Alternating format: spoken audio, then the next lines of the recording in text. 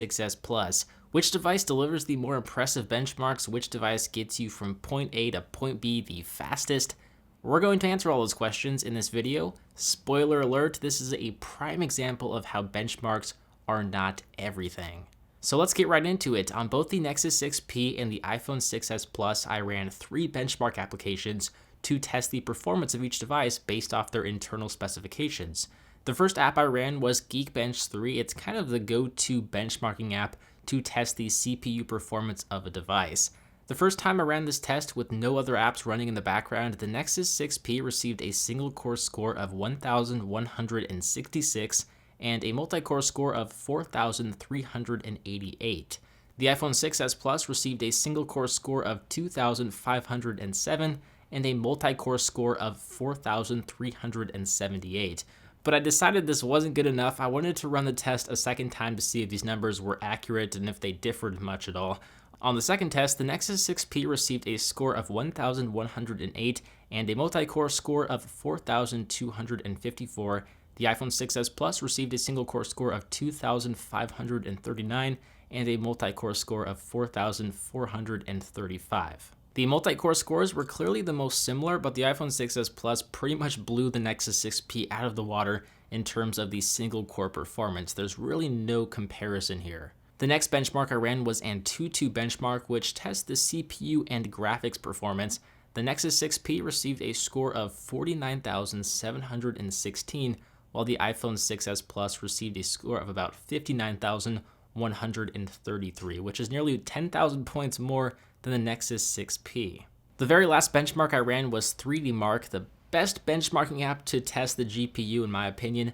The Nexus 6P took a hot minute to finish the test, but it received a score of 23,510, while the iPhone 6S Plus received a score of 28,245.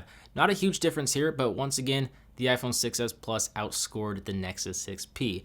Now, I'm just going to say this, if you're an Android fan, don't leave just yet. You might like the next real-world test I performed. So in this test, what I did was I opened up the stopwatch app on each device, I started the stopwatch, and immediately began opening a series of applications. I'd wait for the content to load before I would open up the next app until I finished, where I would reopen the clock app and stop the stopwatch to see the time. The apps I used were the clock app on each device, YouTube, Twitter, Instagram, Facebook, Google+, Photos, the calculator on each device, Spotify, Calendar, or Google Calendar specifically, the Play Store or the App Store, the phone app, Messenger app, Chrome or Safari, and the camera app. So overall, I was really impressed with just how well the Nexus 6P did in this test. After using this device on a daily basis, I knew it was fast, but after looking at the benchmark scores, I wasn't expecting it to beat the iPhone 6S Plus. As you can see here though, it finished opening up all of those apps in just over 40 seconds. You obviously have to add in some room for error because my testing is certainly not perfect. The fastest time I could get the iPhone 6S Plus to score was a little over 51 seconds, and that was after running through the test multiple times. I would say the average score was between 50 seconds and 1 minute for the iPhone 6S Plus, and the average score for the Nexus 6P was around 40 seconds. So it's pretty clear the Nexus 6P is the faster device.